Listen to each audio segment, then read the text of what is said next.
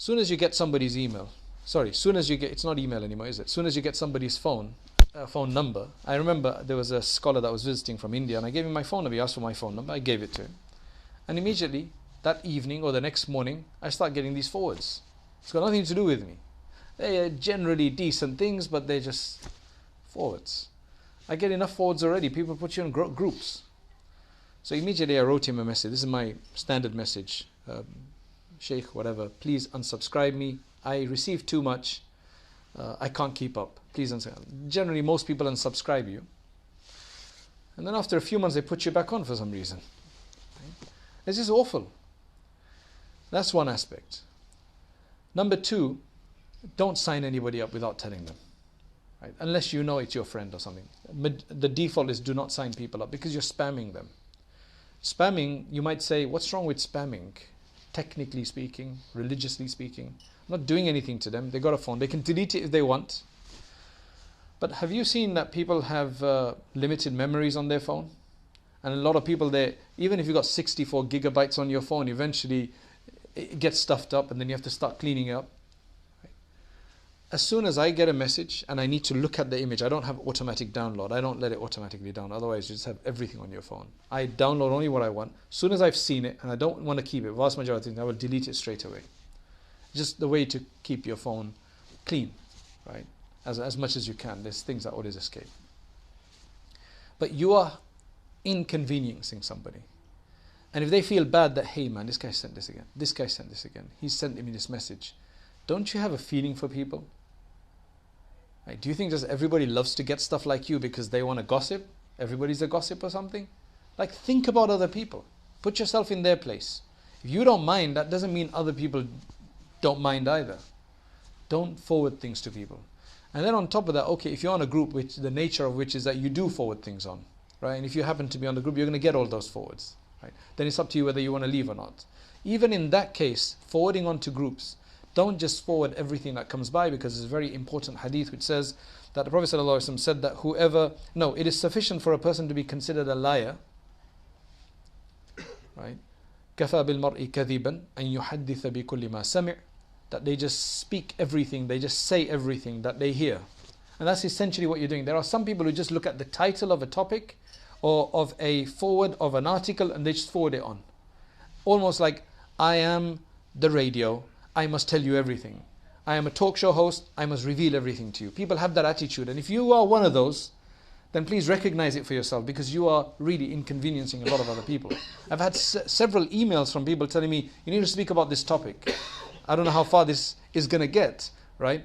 It needs a much more, but inshallah it will encourage people to tell other people the same thing, and it will encourage people. There's people who've been killed. People who've been killed by forwards. Have you noticed that? Somebody who's in critical condition. It's happened often.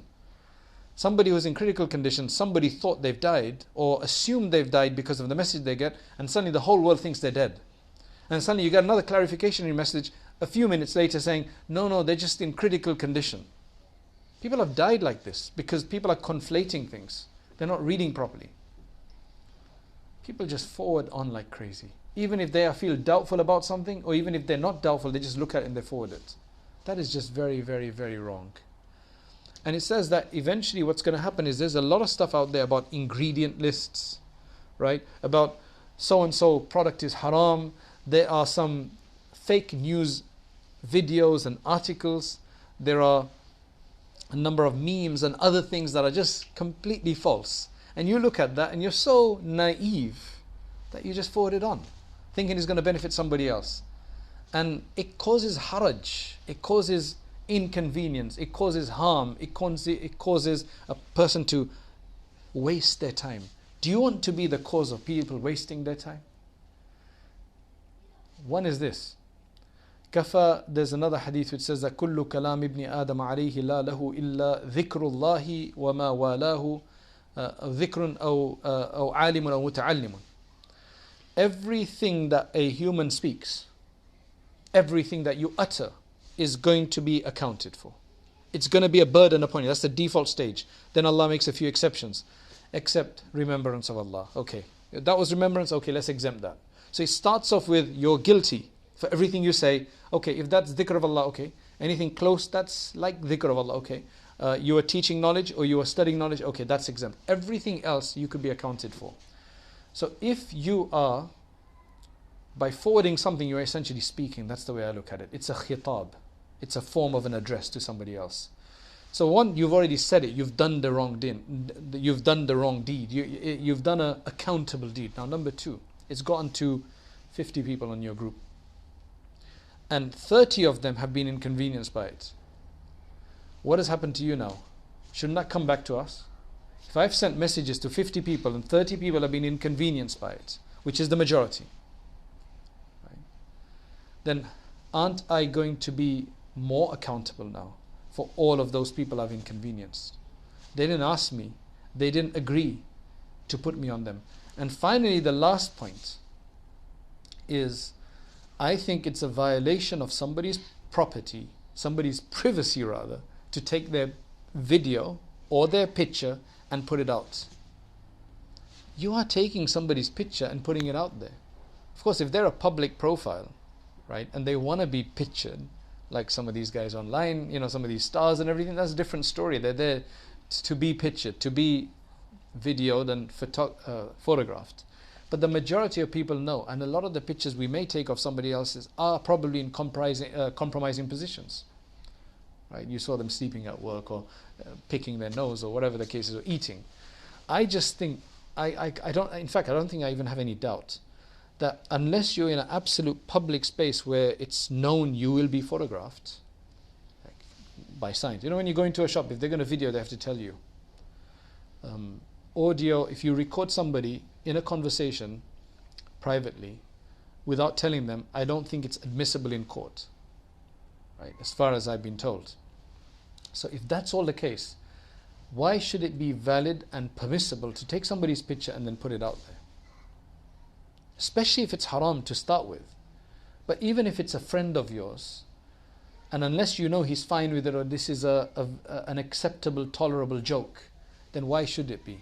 That's why I think that to take somebody's picture, especially those who don't like it, and especially who wouldn't like it, that is a ghiba.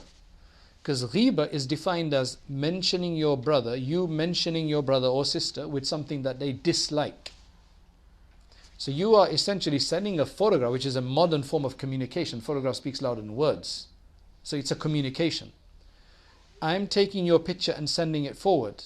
You dislike it. I've just done ghiba about you.